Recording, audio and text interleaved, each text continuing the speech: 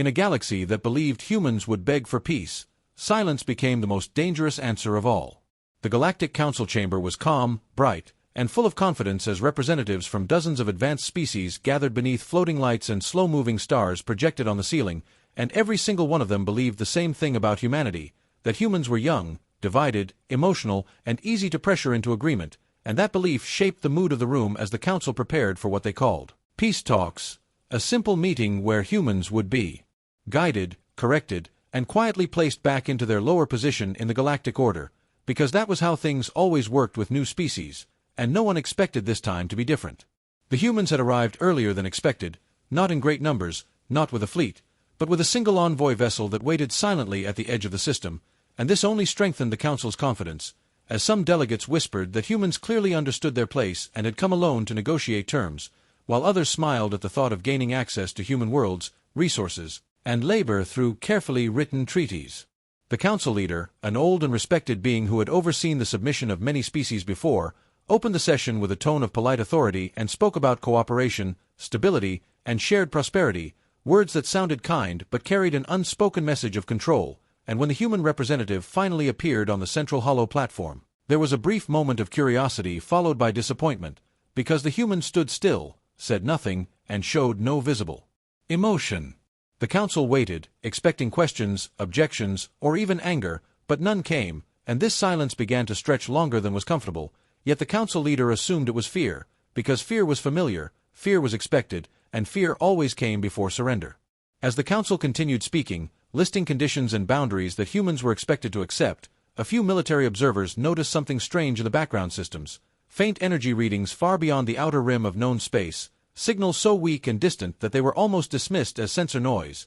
and when one junior analyst quietly mentioned it, the concern was brushed aside with a simple explanation that space was vast and full of harmless anomalies. The human representative remained silent through it all, listening without reaction, and this silence slowly began to feel different, not empty, but controlled, as if the human was waiting for something rather than processing what was being said, and this subtle shift unsettled a few of the older commanders who had seen many wars and knew that fear usually spoke loudly, not quietly. Outside the Council chamber, automated defense networks detected unusual distortions at the edge of the galaxy, ripples in space that did not behave like natural phenomena, and for the first time in many cycles, a long-retired alien general felt a familiar tightening in his core, a feeling he had not experienced since his earliest battles, because these readings did not suggest chaos or randomness, but order, precision, and movement. Inside the chamber, the Council leader finally addressed the human directly, asking if humanity accepted the proposed terms of peace, and for the first time, the human spoke, not with anger or weakness,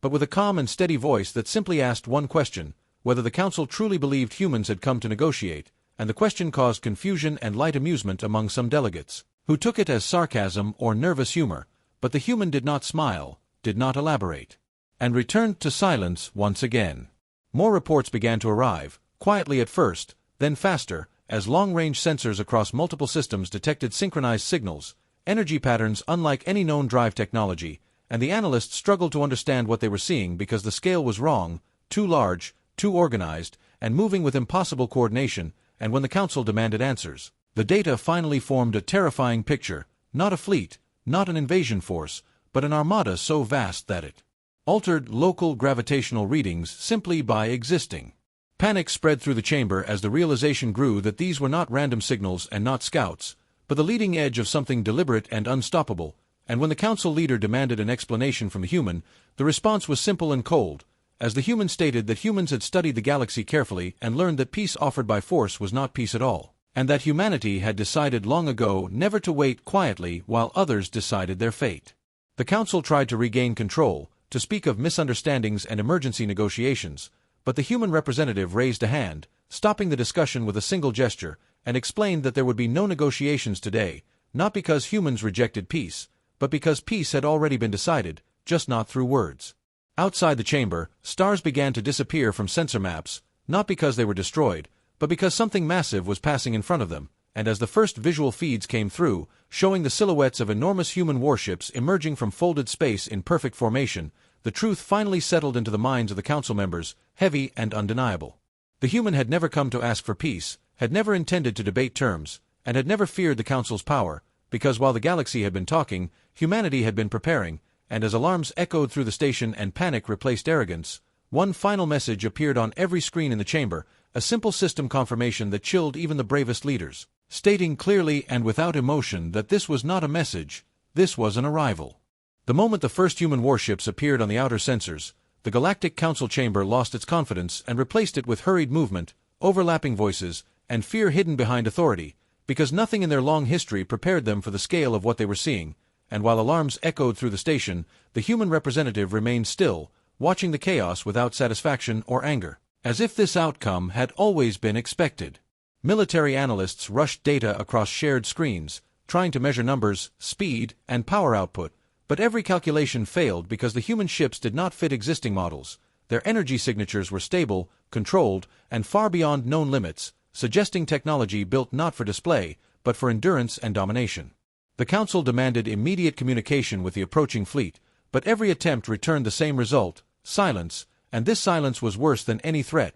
because it showed confidence, patience, and certainty. Far from the Council chamber, deep within human-controlled space, the true scale of preparation became clear, as fleets that had waited in darkness for years began to move with perfect coordination, each ship knowing its role, its path, and its timing without hesitation, because this was not a reaction, it was a plan set into motion long before the Council ever spoke of peace. Human commanders watched calmly from dark command rooms filled with soft lights and quiet voices, their faces serious but steady, as status reports confirmed that every phase was unfolding exactly as designed, and no cheers were heard, no celebration, because this was not victory yet, it was responsibility. Among the alien species, panic spread unevenly, some worlds locking down defenses, others sending desperate messages to allies, and a few attempting to flee important systems, but every move was too slow, because the human fleets were already positioned in key routes, not blocking, not attacking, just present, and their presence alone reshaped the balance of power. A veteran alien general, one of the few who sensed danger early, studied the movement patterns and felt a deep fear settle in his mind, because the humans were not advancing like conquerors, they were positioning like guardians, controlling space rather than burning it, and that meant they expected the galaxy to resist. Back in the Council chamber, leaders argued over whether this was a bluff, a show of force meant to scare them into better terms, but that illusion shattered as long-range sensors confirmed more arrivals, not hundreds, not thousands, but numbers so large they stopped counting, and the realization struck hard that no species would invest this much power simply to threaten, because threats were cheap, but this was commitment. The human representative finally spoke again, not loudly, not proudly, but clearly, stating that humanity had learned from its own past, from centuries of war, betrayal, and broken promises, and that humans understood one simple truth, that peace offered from a position of weakness was only a pause before control, and they refused to live under someone else's pause. As the words echoed, alien intelligence networks dug desperately into human history, uncovering records of ancient wars, planetary defenses, and lost battles that had shaped human thinking, and the picture that formed was not of a violent species,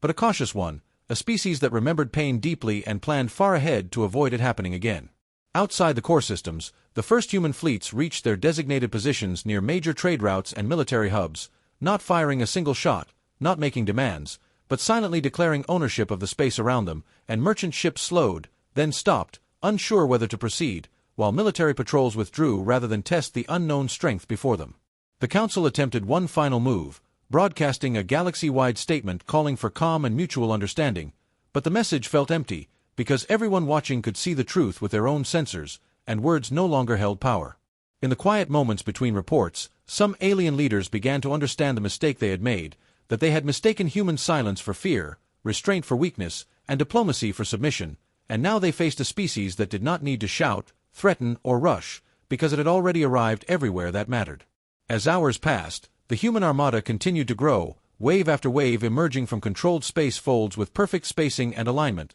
like a wall slowly rising around the galaxy, and for the first time in recorded history, the Council found itself waiting, not for a response, but for permission, because humanity was no longer asking to be heard, it was waiting to see who would move first.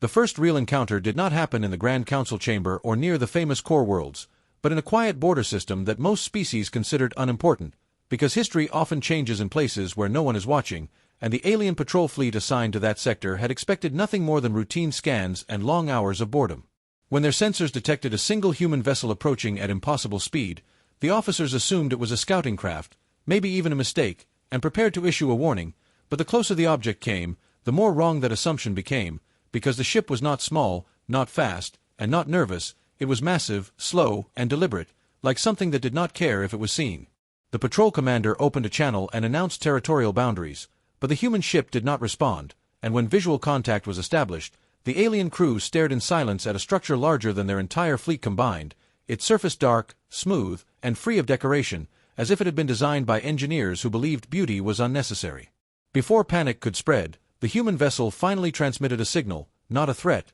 not a greeting, but a simple identification code, and when the patrol's computers translated the data, the meaning was unclear at first, until an analyst realized the truth, that this was not a battleship, not a flagship, but a support vessel, a moving base designed to carry and repair other warships. The realization hit harder than any weapon, because if this was only support, then what followed would be beyond imagination. The patrol commander ordered a cautious retreat, but the human ship adjusted its position effortlessly, not chasing, not blocking, just staying exactly where it needed to be, and suddenly the patrol understood that escape was not being denied, it was being allowed. Across the galaxy, similar encounters began to occur, each one carefully timed, each one controlled, and each one designed to reveal just enough power to break confidence without causing destruction, and the pattern became clear to anyone smart enough to see it, that humanity was not invading, it was demonstrating. Back in the council chamber, the first detailed reports arrived, and for the first time, no one argued, no one interrupted,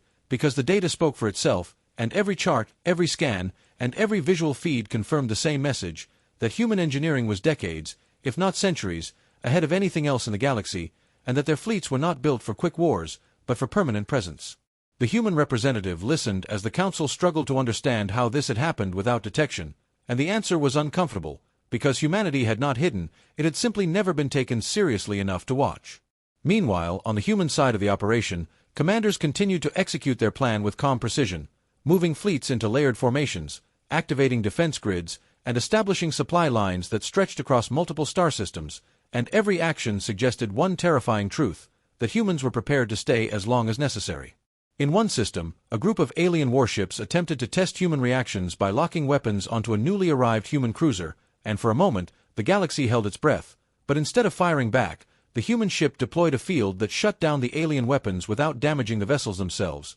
and the message was clear, resistance was possible, but useless. As news of this incident spread, fear deepened, not because humans were cruel, but because they were controlled, and there is nothing more frightening than an enemy who does not lose control. Within the council, old alliances began to crack, as some species argued that they should accept human leadership immediately, while others insisted on fighting, but every argument felt weak compared to the silent proof hanging in space outside their windows. The human representative finally addressed the council again, explaining that this was only the first phase of humanity's response, and that no worlds would be harmed unless forced, but that the era of deciding humanity's fate without humanity present was over forever. The words were not dramatic, not poetic, but they landed like a final judgment, and as the council absorbed this reality, a final update arrived from the border systems, confirming that what had been seen so far was only a fraction of the total armada, with more fleets still waiting beyond known space. In that moment, the galaxy understood its mistake completely, because they had expected diplomats, speeches, and compromise,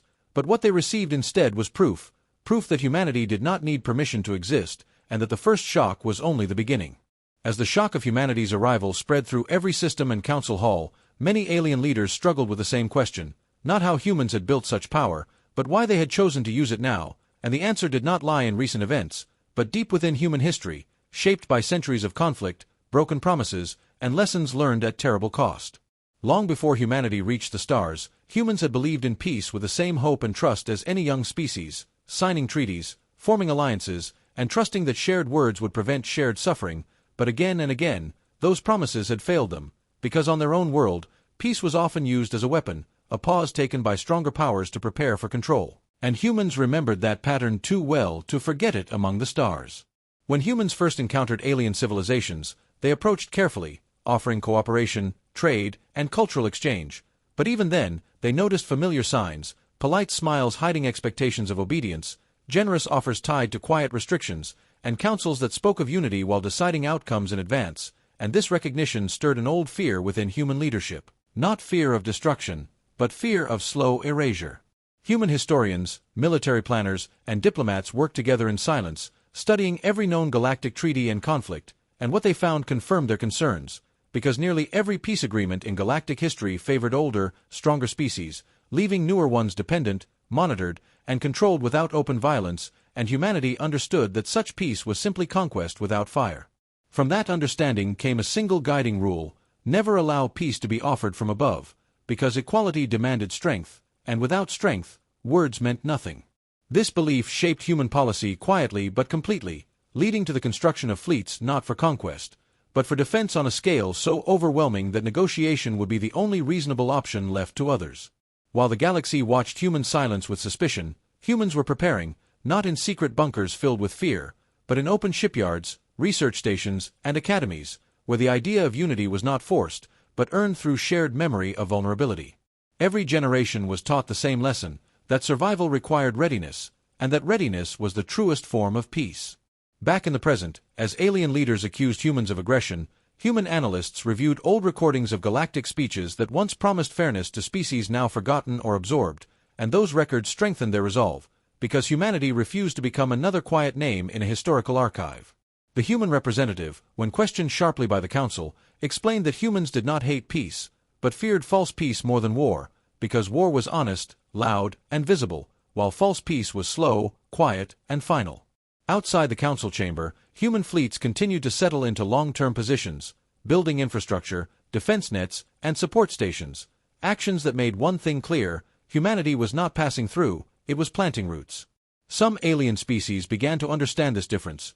recognizing that humans were not acting from pride or hunger for power, but from a deep instinct to protect their future before it could be decided by others. As the council debated sanctions and responses, an independent alien scholar released a historical analysis to the public networks, comparing humanity's rise to earlier galactic powers, and the conclusion unsettled many, because unlike previous empires, humans were not expanding to take, but expanding to prevent being taken. The more the galaxy learned about human history, the clearer the pattern became: humans responded most strongly not to attack, but to limitation, not to violence, but to control, and the so-called peace talks had contained both. In private discussions, some council members admitted the truth they could not say publicly, that if humans accepted the proposed terms, they would have become dependent within generations, their choices guided, their growth managed, and their freedom slowly reduced, all without a single battle. Humanity had seen this future clearly and rejected it before it began. As the session drew to a tense close, the council faced a reality they could not escape: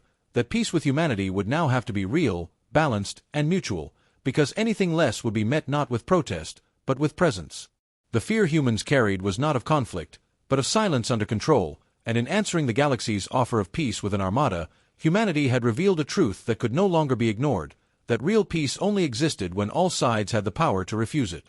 When the full human armada finally emerged from beyond known space, it was not announced by a dramatic broadcast or a threatening message, but by a sudden change in the night sky itself, as stars vanished behind dark shapes and long-range sensors struggled to process the impossible scale of what was unfolding. Across hundreds of systems, observers watched in silence as layer after layer of human warships arrived in perfect formation, not rushing, not colliding, but moving with the calm confidence of something that had rehearsed this moment countless times. The armada was not a single fleet but a living structure, divided into vast sections, each with a clear role: carriers surrounded by escorts, command vessels positioned at stable distances, and deep space platforms unfolding into place like massive mechanical cities, and the sheer order of it all made the galaxy realize that this was not power built in haste, but power refined over generations. Alien military databases failed again and again as analysts attempted to classify what they were seeing, because many of the human ships did not match any known category, their designs blending offense, defense, and support into unified platforms that could adapt rather than specialize, and this flexibility made them even more dangerous. In the Galactic Council chamber, silence returned, heavier than before, as leaders stared at visual feeds that showed their own fleets reduced to small markers beside human formations that stretched across entire sectors, and for the first time, no one spoke of conditions or demands, because such words felt meaningless now. The human representative broke the silence with a calm explanation, stating that this was not even the full strength of humanity, only the portion required to secure stable space and ensure that no decisions about humanity's future would be made without humanity present, and those words carried more weight than any threat, because they were supported by undeniable proof floating outside every major system. On border worlds, alien civilians gathered to watch the sky, their fear mixed with awe as human ships passed overhead without aggression, without warning shots, and without interference, and many noticed the same unsettling detail, that the armada moved as if it owned the space it occupied, not through force, but through certainty. Some alien admirals, driven by pride or desperation, proposed coordinated strikes before humans could fully deploy, but these plans collapsed almost immediately when simulations showed catastrophic failure in every scenario, because human defenses were layered, redundant, and adaptive, designed to survive first contact and every contact after that. As more systems came under observation, it became clear that humanity had anticipated these reactions, placing fleets near shipyards, weapons platforms, and command centers, not to attack, but to make attack pointless. The Council attempted to open negotiations once more, sending urgent messages requesting clarification of human intent, and this time, the response came not from a diplomat, but from a human fleet command channel, stating simply that humanity was open to real peace, but only one based on equality, transparency, and mutual restraint. This statement echoed across the galaxy, forcing leaders to confront a painful truth, that their previous offers of peace had assumed superiority, and that assumption was now gone forever. Deep within the Armada, human crews carried out their duties with quiet focus, not celebrating their dominance, but maintaining systems, monitoring energy flows, and ensuring stability, because they understood that power without discipline would only recreate the mistakes of the past. As days passed and no attack came, fear slowly transformed into reluctant acceptance among some species, who began to realize that human presence, while overwhelming, also brought a strange sense of security, because piracy stopped, border skirmishes ended, and long-contested regions fell into calm under human observation. The galaxy began to understand that the Armada was not a blade held at its throat, but a wall placed between chaos and collapse. In a final session broadcast across all networks, the Galactic Council officially acknowledged the reality of human power, not as conquerors, but as equals, and as that message spread, one conclusion became unavoidable, that the age of quiet control had ended, and the era of enforced balance had begun, because the Armada was no longer a threat waiting to strike, it was a fact that could not be ignored. When humanity finally chose to speak to the galaxy, it did not do so through the crowded hall of the Galactic Council or through emotional appeals, but through a single, calm broadcast transmitted from the heart of the Armada, reaching every inhabited system at the same moment, and the voice that filled the stars was steady, clear, and unmistakably human. There was no anger in it, no pride, and no threat, only certainty, and that certainty carried more weight than the combined fleets of 100 worlds. The message began by acknowledging the fear spreading through the galaxy, not dismissing it, but recognizing it as natural, because humans understood fear better than most species, having lived with it through wars that nearly erased them before they ever reached the stars. The speaker explained that humanity had not come to conquer, enslave, or destroy, because conquest created enemies, and enemies created endless war, something humans had learned to avoid at great cost. Instead, humanity had come to remove uncertainty, to ensure that no species would again decide another's future without consequence. As the broadcast continued, alien leaders listened in silence, because the words did not sound like propaganda or justification, but like a statement of rules, simple and direct. Humanity declared that every species had the right to exist, to grow, and to choose its own path, but that right ended the moment control replaced cooperation, and peace became a tool instead of a choice. The message referenced no specific species, no past offenses, and no names, because humans were not interested in blame, only in outcomes. Throughout the Armada, human ships adjusted positions slightly, reinforcing defensive layers and communication relays, showing that this was not a speech meant to delay action, but one delivered from a position already secured. The broadcast continued by outlining humanity's terms, not as demands, but as boundaries, stating that all treaties must be transparent, all councils must include equal representation, and no military force could be used to pressure younger civilizations into submission. These terms, while simple, struck deep into the structure of galactic power, because they challenged systems that had existed quietly for centuries. Some alien leaders felt anger rising, not because the terms were unreasonable, but because they removed advantages long taken for granted. The human voice addressed this resistance calmly, stating that change was uncomfortable, but necessary, and that humanity was willing to enforce these boundaries not through violence, but through presence, because presence removed the need for war. Across the galaxy, military commanders realized what this meant, that human fleets would remain positioned at key locations, not as occupiers, but as observers, ensuring that agreements were honored and that violations were not hidden behind distance or delay. The broadcast made one thing clear: humanity was not offering mercy or issuing threats, it was setting standards. As the message neared its end, the speaker acknowledged a final truth, that humans themselves were not perfect, that they had made mistakes, broken promises, and caused suffering in their own history, and that this was exactly why they refused to accept systems built on quiet control, because they had lived through the damage such systems caused. The galaxy listened as the voice concluded with a simple statement, that peace enforced by fear would fail, but peace protected by strength could last, and that humanity intended to be that strength until the galaxy no longer needed it. When the broadcast ended, silence returned, but it was different now, not the tense silence of fear, but the heavy silence of understanding. In council halls, private chambers, and distant colonies, leaders reviewed the message again and again, searching for hidden threats or secret conditions, but finding none, because the power behind the words made deception unnecessary. Among civilian populations, reactions varied from terror to relief, but one feeling spread faster than all others: clarity, because for the first time, the galaxy knew exactly where humanity stood. As hours passed and no attacks followed the broadcast, the reality settled in that this was not an opening move in a war, but the declaration of a new order, one where strength existed not to dominate, but to prevent domination, and as human fleets held their positions with unshaken discipline, the galaxy began to understand that humanity had not come to end peace, but to make it real. Despite humanity's calm broadcast and the overwhelming presence of the Armada,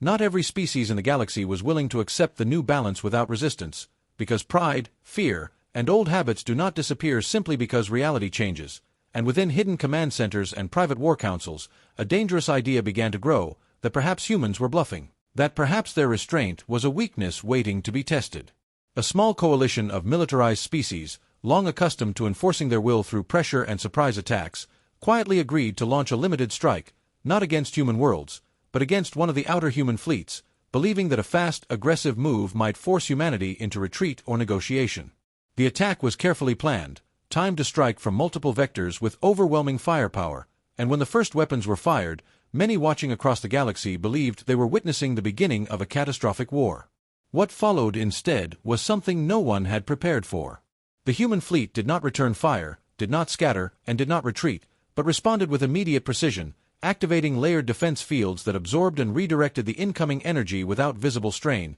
and within seconds, the attacking ships found their weapons offline, their targeting systems blind, and their engines locked in place by forces they could not identify or resist. There was no explosion, no dramatic counterattack, only sudden silence where chaos was expected, and that silence spread terror faster than destruction ever could. Human command channels opened briefly, issuing a single directive to the attacking fleet, instructing them to power down remaining systems and await escort out of restricted space, and the tone was not angry, but firm, as if speaking to a reckless child rather than an enemy. Across the galaxy, observers realized something chilling, that humanity had planned for this exact moment, not just technologically, but psychologically, choosing to win without killing, to demonstrate absolute control rather than rage. Within the Galactic Council, panic surged as reports confirmed that the attacking fleets had been neutralized completely, their crews unharmed, their ships intact, and their leaders alive to face the consequences of their choice, and this outcome forced a painful reassessment of everything the galaxy believed about power.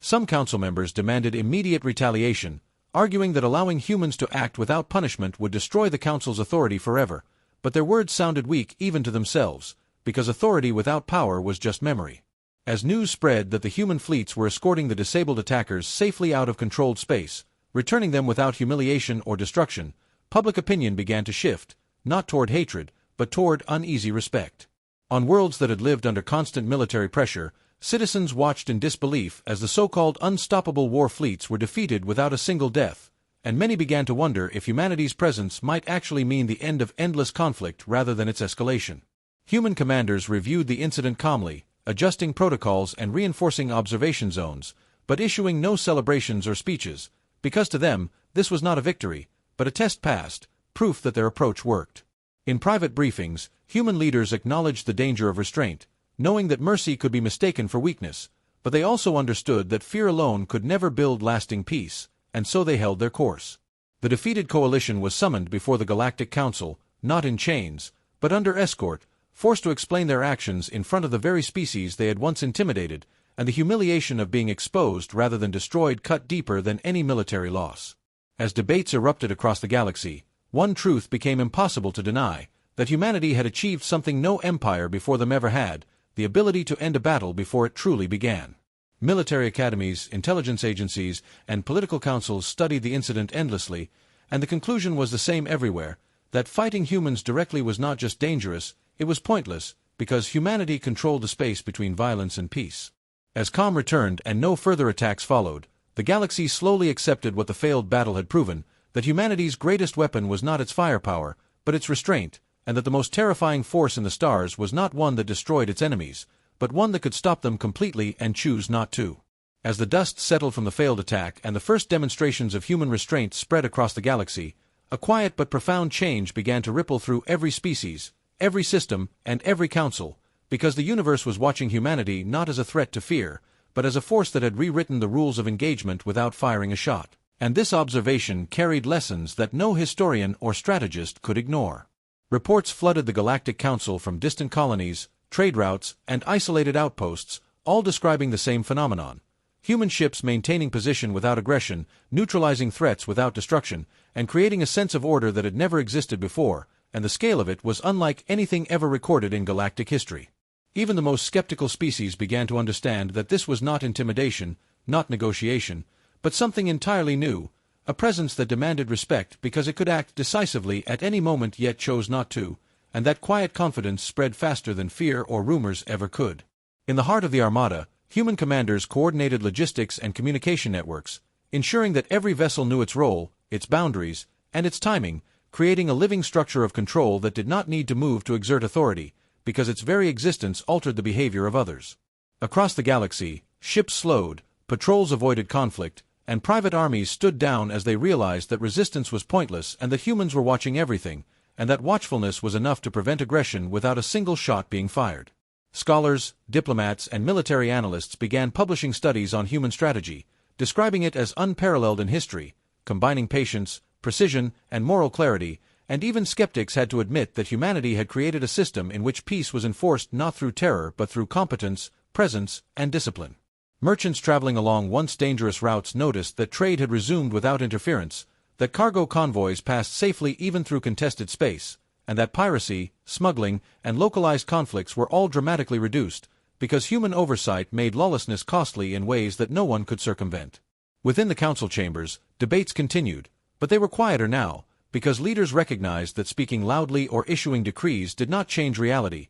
and that the human armada's silent dominance had already rewritten the rules of galactic politics. Some species attempted to test boundaries, sending scouts or probes near human positions, only to have them intercepted and redirected harmlessly, and these interventions reinforced a growing understanding that humans did not need to destroy or conquer to maintain control, because discipline and presence were far more effective than fear or violence. Across the civilian populations, awe and cautious respect began to mix with fear, creating a new perception of humanity, not as unpredictable invaders, but as guardians who had the power to reshape the galaxy and chose to do so responsibly, and this perception spread faster than any formal announcement, because it was confirmed by personal experience, observations, and stories told across countless worlds. Political alliances that had once been fragile began to shift as smaller species sought the protection or favor of humans, not through submission but through cooperation, understanding that alignment with humanity now meant stability and survival, and this subtle reordering of alliances changed trade networks, diplomatic ties,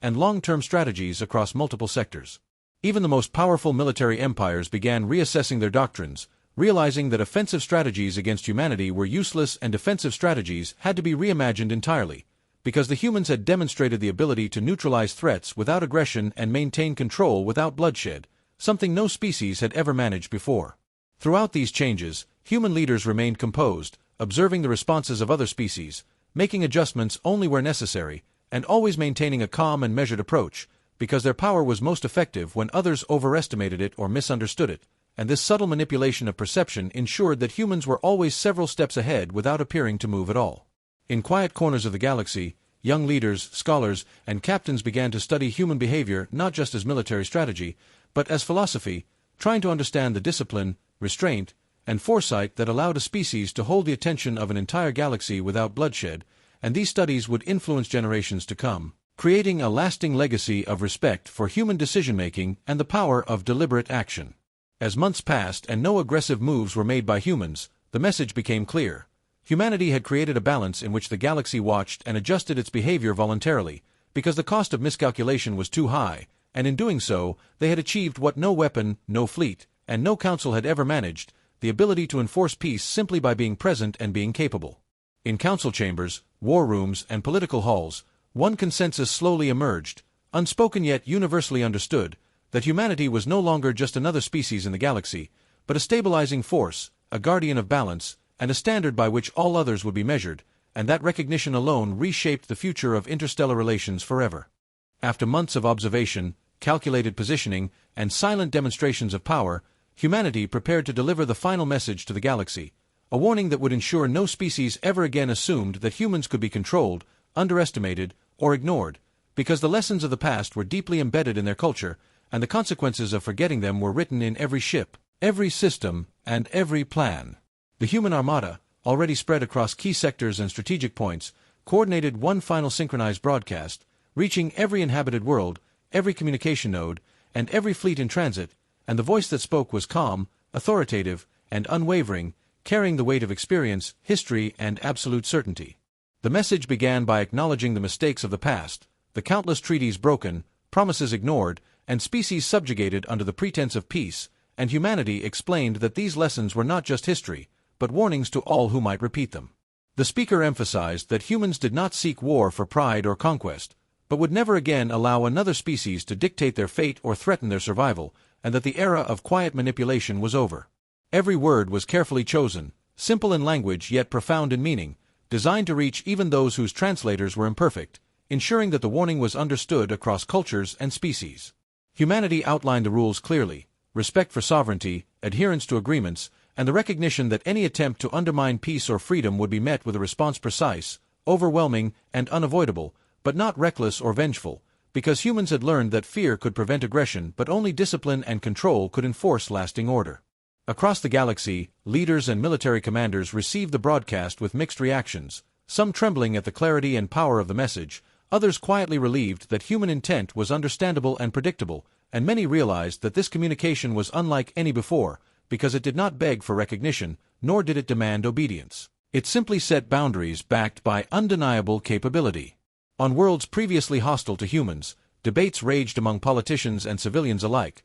questioning whether the warning was a threat or a promise, but as sensors and records confirmed the positions of human fleets and the sophistication of their defenses, fear transformed into respect, and respect into cautious cooperation, because ignoring the final warning would be dangerous and foolish. Within the Galactic Council, private meetings were held to discuss the implications, and for the first time, consensus formed quickly. Humans were not bluffing, they could enforce their terms, and any further attempts to test them would be catastrophic, because every display so far had been calculated to demonstrate control without destruction, proving that humanity's restraint was more terrifying than aggression. Young leaders and diplomats began preparing new strategies, shifting alliances, and realigning trade networks to adapt to this new reality, understanding that the humans' final warning was not merely about space, power, or ships, but about the principle that peace required strength, presence, and the willingness to act decisively when necessary. Meanwhile, human fleets maintained their positions calmly, not for intimidation, but to enforce the lesson visually and consistently, showing that the warning was not temporary or symbolic.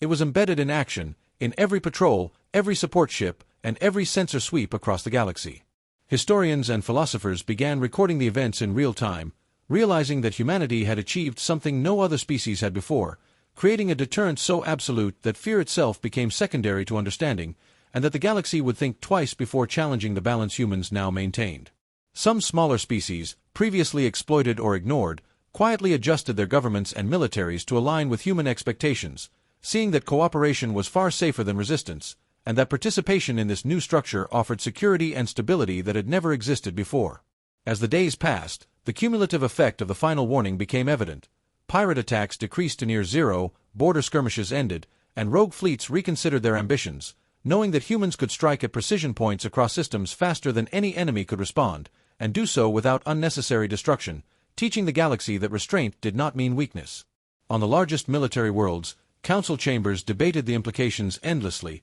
but even the most defiant voices could not ignore the proof, because human fleets moved as if the galaxy were one carefully monitored organism, and no system was truly out of reach. The broadcast concluded with a final statement, simple yet chilling, that humanity would act to preserve freedom and balance wherever necessary, that violations would not be tolerated, and that the opportunity for negotiation or testing had passed, leaving no ambiguity and no room for miscalculation. Across billions of inhabited worlds, listeners paused, considering the consequences, and for the first time in recorded history, the term humanity carried a new weight, one that combined respect, fear, and clarity of intent, because the species had demonstrated that it would enforce order not through chaos or destruction, but through the certainty of presence, power, and unwavering discipline. The final warning was received, understood, and remembered, and in that moment, the galaxy shifted, no fleet, no council, and no leader ever doubting again that humanity had arrived, not as conquerors or diplomats, but as the ultimate arbiters of balance, whose decision to speak once with absolute clarity had reshaped the destiny of every species in the stars.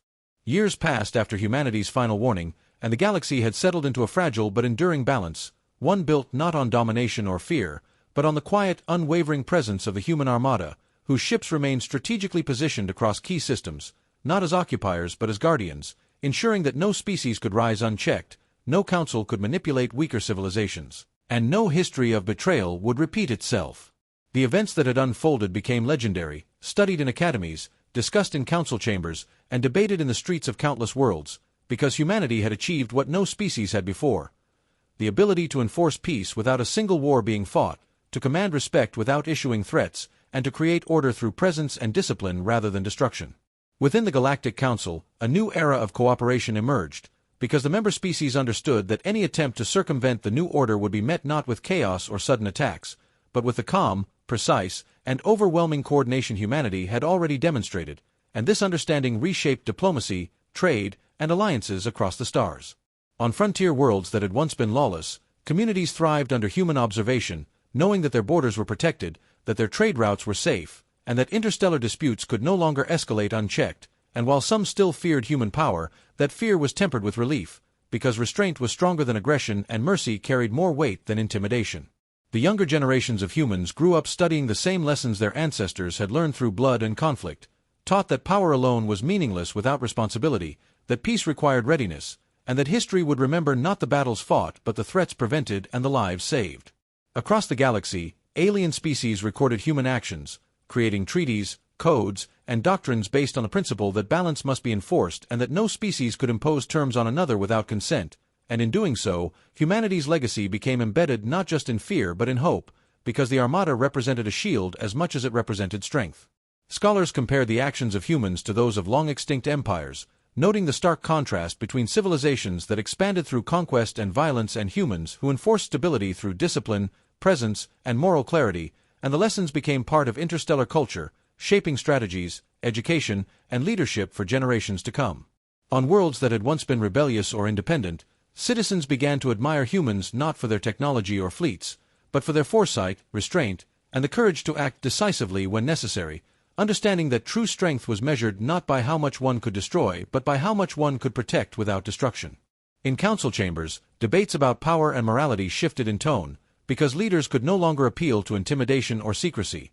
The human armada's quiet dominance ensured that transparency, equality, and fairness became fundamental principles, and those who tried to resist were reminded of the consequences through careful demonstrations rather than bloodshed, creating a culture of accountability and respect that had never existed before. Across space stations, trading hubs, and planetary colonies, stories of the first human fleet deployments and the restraint shown during the failed attacks became legend, inspiring artists, writers, and philosophers to capture the lessons of fear and hope, and the narrative spread beyond politics into culture, becoming a defining chapter of galactic history. For humans themselves, the legacy was both burden and honor, because they understood that their presence would be permanent for the foreseeable future, that vigilance was necessary, and that every decision carried weight far beyond their own systems, yet they accepted it with quiet resolve, knowing that their actions had prevented countless wars and preserved the freedom of species that might otherwise have been lost to manipulation or conquest. Across all species, there was a collective understanding that humanity was neither tyrant nor savior,